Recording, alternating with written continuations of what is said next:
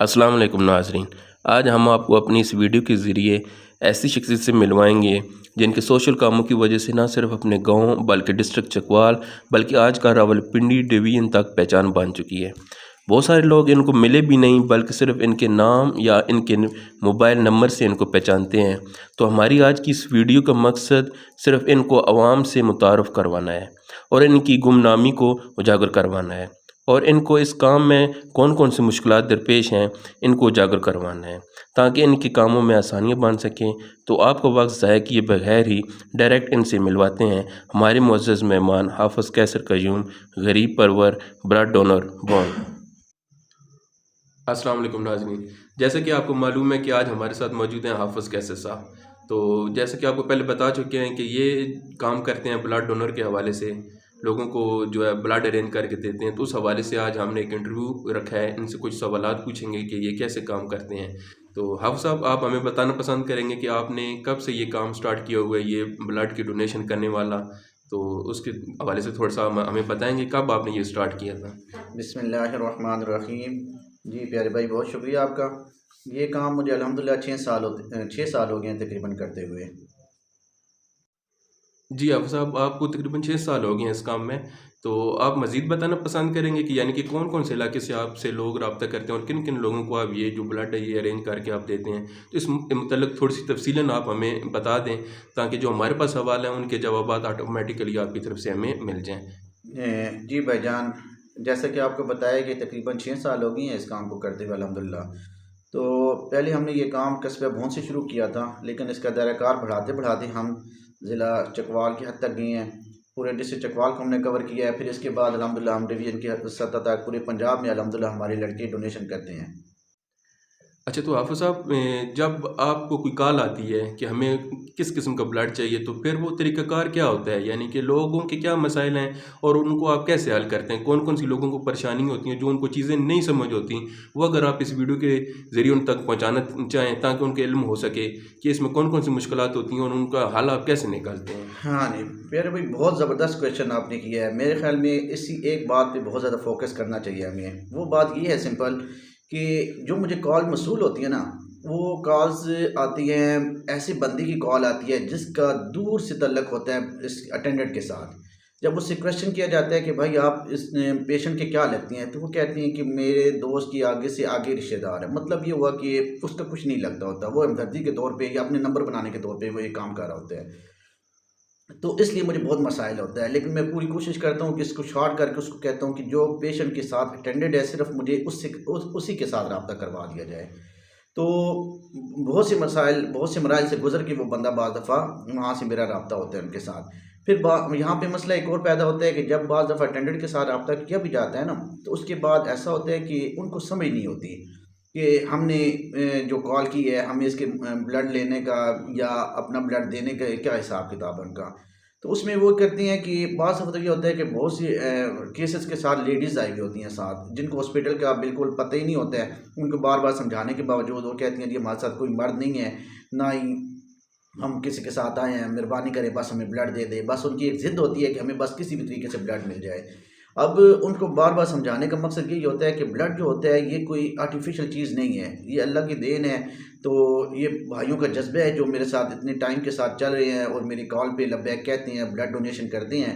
मैं उनका भी बहुत शुक्रगुज़ार हूँ। तो लोगों से रिक्वेस्ट यही करूँगा कि प्लीज़ कि मेरा जो असल मेन फ़ोकस है ना, वो thalassemia, dialysis, cancer, blood cancer, road accident, ये ऐसी डिलीवरी जिसमें लेडीज़ की ब्लीडिंग ज़्यादा हो जाए, ऐसी चीज़ें मुझे वीडियोज़ पे कहनी नहीं चाहिए, लेकिन फिर भी मुआशरे के तौर पे मुझे ये कहना ज़रूरी है कि ऐसे केसेस को मैं कोशिश करता हूँ कि प्रायोरिटी देता हूँ। लेकिन जो नॉर्मल डिलीवरीज़ आती हैं, इसके केसेस बहुत ज़्यादा हैं। ऐसा समझ लें कि 70% केसेस जो आती हैं, डिलीवरी के आती हैं। और 30% केसेस जो होते हैं वो दूसरे केसेस होते हैं, लेकिन मेरा फोकस ज़्यादा जो होता है वो थैलेसीमिया पे होता है, डायलिसिस पे होता है और ब्लड कैंसर पे या इस तरह के रोड एक्सीडेंट वगैरह केसेस पे। अल्हम्दुलिल्लाह मैं डेली बेस पे तकरीबन 10-12 केसेस लाजमी क्लोज़ करवाता हूँ और इससे ज़्यादा केसेस आते हैं। कुछ केसेस जो होते हैं जो मुझसे रह जाती हैं, मतलब मैं नहीं कर पाता हूँ। उसकी वजह सिर्फ़ यही होती है कि बाज़ दफ़ा लड़कों का ना मिलना बाय चांस, या ऐसा होता है कि लड़कों ने डोनेशन की भी होती है मुतबादल, फिर उनकी तरफ से जब ब्लड नहीं मिलता है तो ऐसे समझे एक लड़का मेरा एक्स्ट्रा ज़ाया हो जाता है। क्योंकि जो ब्लड देने वाले होते हैं वो लेने वाले होते हैं वो ब्लड देते नहीं हैं। इस वजह से ये मसाइल का सामना करना पड़ता है।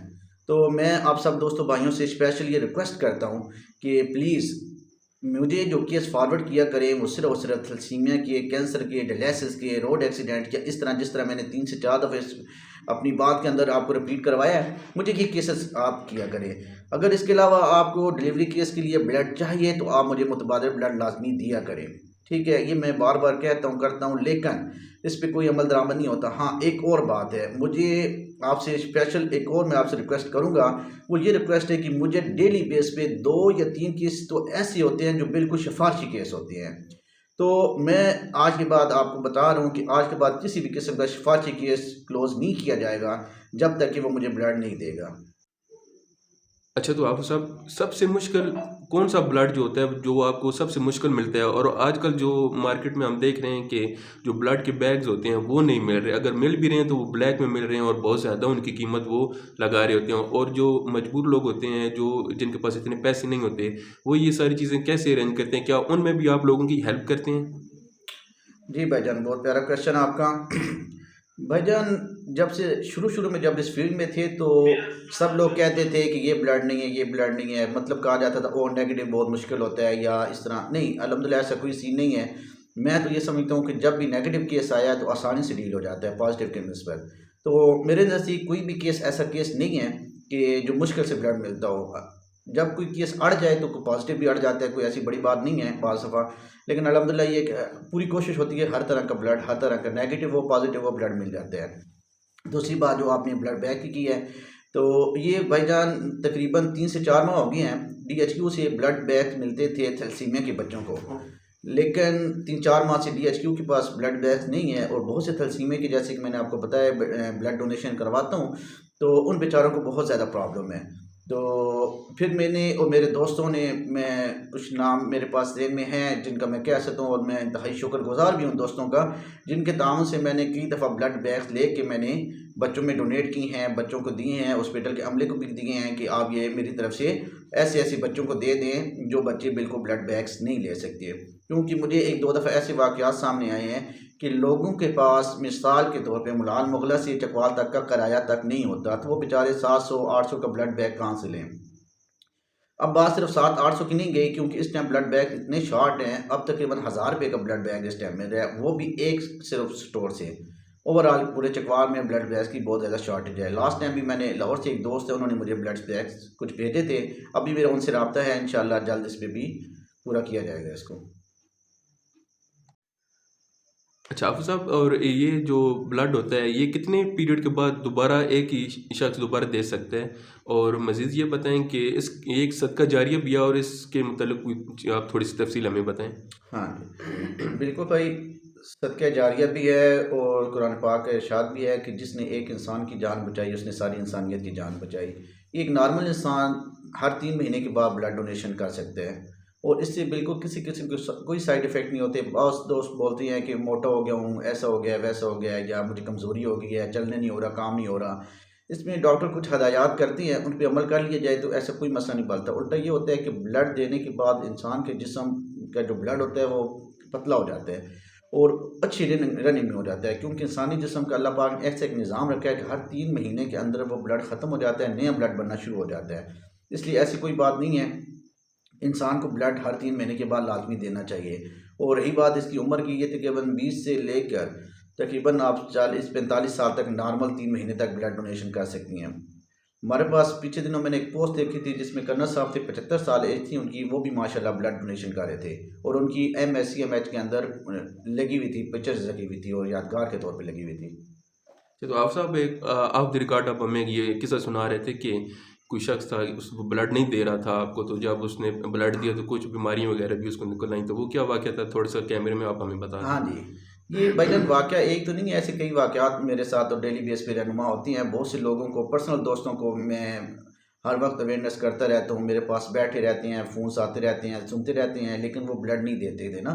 तो ऐसे 1-2 दोस्त ऐसे करीबी दोस्त थे, उनको मैं पीछे पड़ा हूँ, उनको मैंने बोला कि यार ब्लड डोनेशन किया करो। 1-2 दफ़ा तो ऐसा बुरा फंस गया कि ब्लड डोनेशन हो रही थी, लेकिन केस बहुत सीरियस था, रात का टाइम था। तो मैंने अपने दोस्त को बोला करो, तो जब वो ब्लड देने गया तो वहाँ पे ऐसा हुआ कि उन्होंने जब उसको चेक किया, उसके टेस्ट वगैरह किए, तो पहले तो उसका बीपी का इशू बना कि बीपी उसका हाई है। लेकिन बीपी की वजह से उसका ब्लड नहीं लिया गया। फिर सुबह फर्स्ट टाइम फिर वो दोबारा ब्लड देने गया तो यही इशू बना। फिर जब डॉक्टर को चेक करवाया तो पता चला कि उसका कोलेस्ट्रॉल हाई, बहुत हाई था। मतलब ये कह लें कि डॉक्टर ने उसको सिर्फ 2 से 3 महीने बताए थे कि इसके अंदर अंदर आप फारग हो जाते। तो उसने फिर फ़ौरन से अपना इलाज शुरू किया और ब्लड डोनेशन फ़ौरन की, और अल्हम्दुलिल्लाह उसने मुझे ढेरों दुआएं दी हैं कि यार शुक्र है आपकी वजह से, जो मैं इतनी ज़िंदगी भर जो आपको नहीं देता करता रहा, आज आपकी वजह से अल्हम्दुलिल्लाह मैं समझो ज़िंदगी मेरी बच गई है। मेरे बच्चे, मेरी वालिदैन, मेरे बीवी बच्चे सब सेफ़ हो गए हैं मेरी वजह से। अच्छा, आप सब जैसा कि आपने बताया कि एक वक्त में एक से ज़ायद केसेस आपके पास आए हुए होते हैं, तो आप हमें बताना पसंद करेंगे कि जब आपको कॉल आती है कि हमें ब्लड चाहिए, ब्लड ग्रुप अब वो आपको बताते हैं, तो फिर आप यानी कि किन मराइल से गुजरते हैं और कौन कौन सी मुश्किलात पेश आती हैं इस दौरान, और ये कैसे आप हल करते हैं इस चीज़ को? जी भाईजान, ब्लड डोनेशन की जब कॉल आती है तो मैं हकीकत बताता हूँ कि इंतहाई मुश्किल ये काम है, ब्लड डोनेशन करवानी, लोगों की मिन्नतें करनी, ये सब जो है। पहले तो हमने जब स्टार्ट किया था तो उस टाइम हमने अपने दोस्त अहबाब की जो लिस्टें थी वो बनाई थी 2016 में। तो उन लिस्टों के मुताबिक पहले फ़ौरन से रजिस्टर खोल लिया जाता था, फिर देखते थे ब्लड ग्रुप, उसको कॉल की, उसका आगे नंबर, नाम लिखा, डेट लिखी, सब कुछ किया। फिर वक्त गुजरता गया, कभी इसके उतार चढ़ाव आते रहे। फिर उसके बाद ये सीन बनता था कि जो लिस्टें थी उनमें से बहुत से लड़के कुछ जॉब के सिलसिले में बाहर चले गए, कोई आगे पीछे बिजी हो गए, कुछ ओवर एज हो गए, कुछ इस तरह करके बहुत से लड़के उसमें से ड्रॉप हो गए। उनमें से अल्हम्दुलिल्लाह कुछ लड़के अभी भी हैं जो रेगुलर ब्लड डोनेशन कर रहे हैं। तो जो इसमें सबसे बड़ी मुश्किल पेश आती है, मेरा जो सीन होता है ये होता है कि मैं ज़्यादातर कोशिश ये करता हूँ कि जब किसी को ब्लड डोनेट करवाता हूँ तो उनसे नंबर या उनका ब्लड ग्रुप पूछ लेता हूँ और वो भी अपने पास सेव कर लेता हूँ। अब यहाँ पे लोग ये करते हैं कि अपने वक्त के अंदर ब्लड ले लेते हैं, जब उनको ज़रूरत होती है और कहते हैं कि भाईजान जब आप हुक्म करेंगे हम उसी टाइम हाज़िर हो जाएंगे। लेकिन जब उनको दोबारा कॉल की जाती है कि आज भाई मैं फ़लाँ बोल रहा हूँ, आपसे मुखातिब हूँ, तो मुझे ये ब्लड डोनेशन आज किसी के लिए चाहिए, तो वो ज़ाहिर है उनके पास मेरा नंबर सेव नहीं होता, मैं तो सेव कर लेता हूँ। लेकिन वो पहले तो एक दफ़ा अचानक कॉल उठा लेते हैं, लेकिन कहते हैं अच्छा जी हम करते हैं, फिर दूसरी कॉल पे या तो वो नंबर बंद कर देते हैं। बहुत से केसेस ऐसे आए हैं, केसेस ऐसे भी हैं जिन्होंने मेरा नंबर ब्लॉक कर दिया है कि ये हमें बंदा कॉल करेगा ही नहीं। तो फिर यही सीन होता है कि उन लोगों को फिर डिलीट करना पड़ जाता है। हाँ, ये बहुत ही अजीब-सी बात है कि लोगों के अंदर इतना भी नहीं है कि जब उनका अपना मतलब पूरा हो जाता है तो वो मुड़ के दूसरी दफ़ा फिर पूछते भी नहीं हैं। हालाँकि वो उस टाइम इतने फँसे हुए होते हैं, इतने परेशान होते हैं कि उस टाइम ये समझते हैं कि वो मरीज़ नहीं मरेगा, वो खुद मर जाएँगे। यानी कि इतनी परेशानी उनको उस टाइम होती है। लेकिन जैसे उनका मतलब हल हो जाता है, यकीन कर लें 1 घंटे के बाद अगर उनसे आप राब्ता करें, उनका लहज़ा, उनकी बात करने का स्टाइल सब कुछ चेंज हो जाता है। और वहाँ पे कभी इतना दिल दुखता है, अफ़सोस होता है कि यार भाई गलत किया है, इनके साथ ना करो। लेकिन मेरी मजबूरी ये है कि आपको पता है चकवाल हमारा छोटा सा शहर है, लेकिन यहाँ पे बहुत फुकदान है, हमारे पास ब्लड बैंक की सहूलत मौजूद नहीं है। एक डीएचक्यू का ब्लड बैंक है, लेकिन यहाँ भी हम ब्लड डोनेशन करवा दें वो किसी ज़ुमरे में नहीं जाती। ऐसे नहीं जाती है कि फ़र्ज़ करें हमें कल ब्लड चाहिए, उनसे कहें तो वो कहते हैं जी आपकी डोनेशन थी, उसका हम कुछ नहीं कर सकते, हमने फ़लाँ को दे दी, हमने लगा दी, इमरजेंसी ये हो गया, वो हो गया।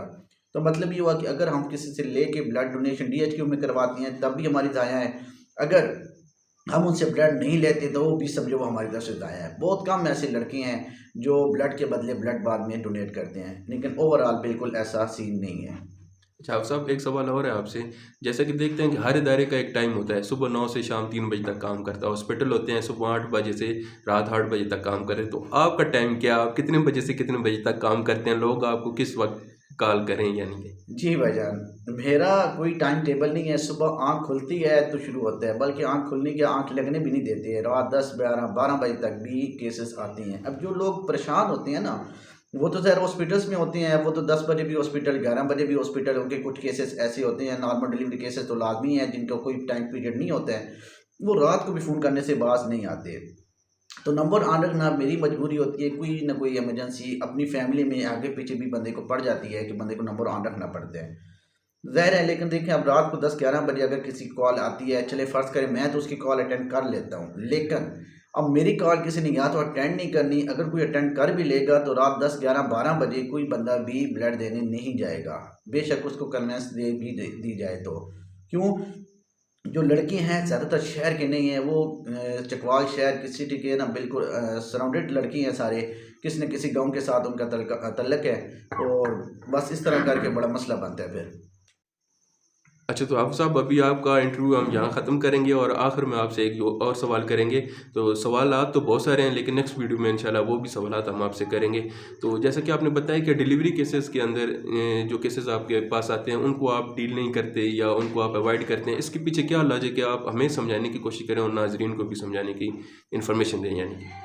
जी भाईजान, देखें, ये जो डिलीवरी केसेस होती हैं ये पूरे 9 माह का प्रोसेस है।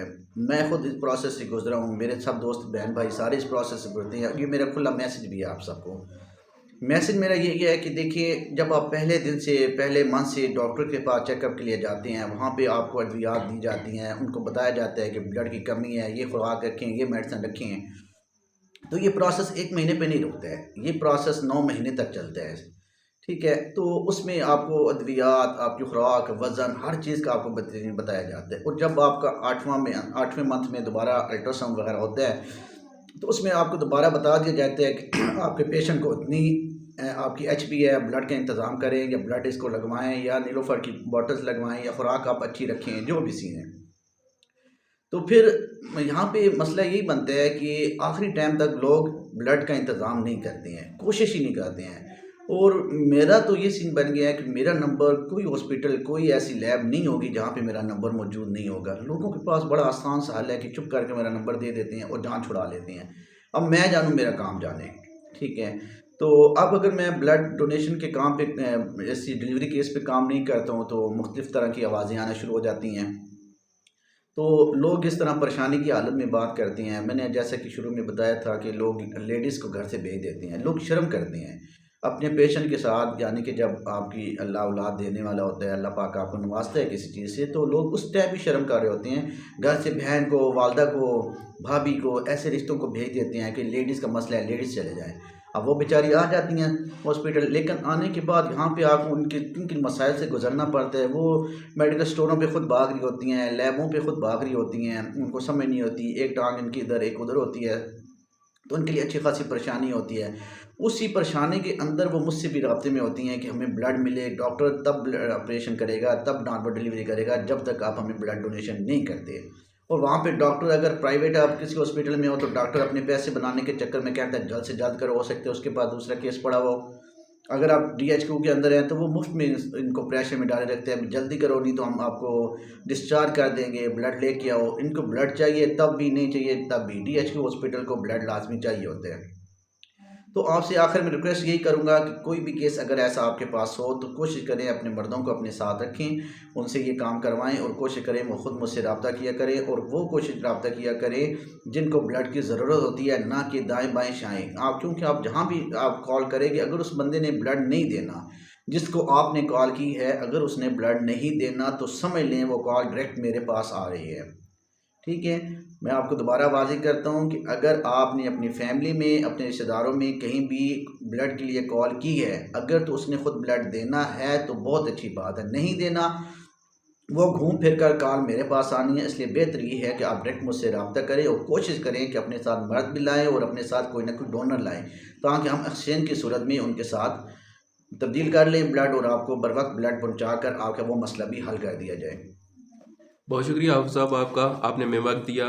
तो नाज़रीन, मज़ीद जो है एक और इंटरव्यू करेंगे, ये काफ़ी लंबी वीडियो हो गई है तो हम इसको इधर ही ख़त्म करेंगे। तो जो मज़ीद क्वेश्चन होंगे वो हम हाफ़िज़ साहब से करेंगे इंशाल्लाह, और एक और आने वाले दिनों में वीडियो बनाकर अपने चैनल के ऊपर हम अपलोड कर देंगे। बहुत शुक्रिया जनाब आपका।